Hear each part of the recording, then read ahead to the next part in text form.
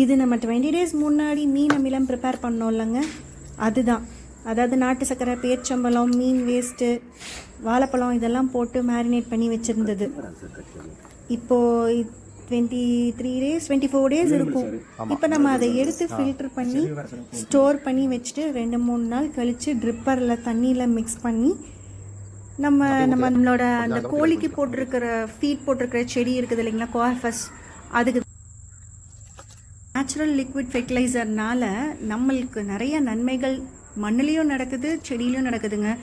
செடிக்கு நிறையா நைட்ரஜன் கிடச்சி அதோட க்ரோத் நார்மலாக இருக்கிற க்ரோத்தை விட அதிக ஃபாஸ்ட்டாகவும் வளருது.